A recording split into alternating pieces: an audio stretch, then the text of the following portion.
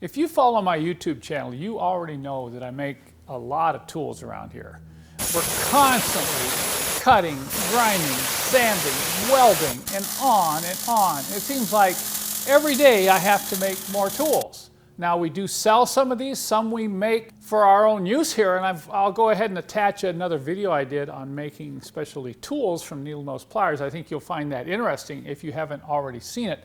But I just wanted to share something with you today. You know, when I come across a good product that works, I'm going to share it with you, the viewer. Now, I don't have any affiliation with this product. I don't sell this product on my website, but I'm so impressed with it for the price that I want to share it with you. Now, the number one tool that we use to make these special tools is the chop saw. Yes, now the welder's right behind it, but the chop saw is running at least 2 or 3 hours a day. You know, constantly.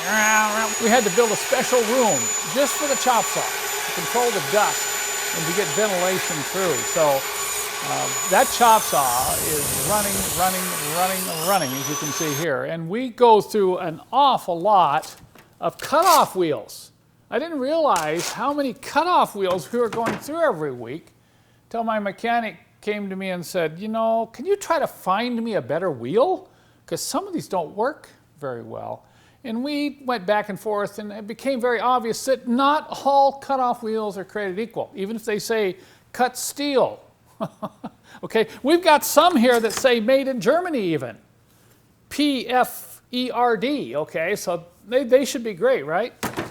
Well, the problem comes in a lot of the metal that we cut is hardened tool steel. Like when we're cutting these needle nose pliers, you know, you're cutting through some pretty hard steel, and then we cut a lot of these Wright 14mm wrenches for our valve adjusting wrenches, and that's really hard steel, and those really go through the cutoff wheels. But I'll show you here in a minute some of the problems we've run into and kind of share with you a couple features on these cutoff wheels that I'm going to go ahead and give you my favorite, okay? Along with a lot of the tools that we have to cut off, we also cut off pipe. Various sizes of pipe that we use when making these specialty tools here.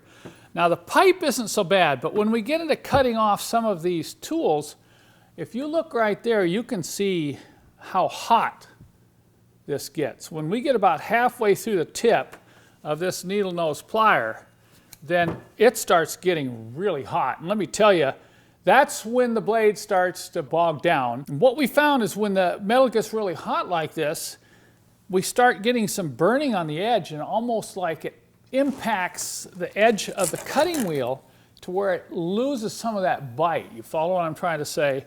And this has been the case with a lot of these. I don't know how many different brands I've used over the last 15 years, but we were used to buy these type here, these SG elastics. And you know, finally we said, we got to try to find something better. And you know, we played around.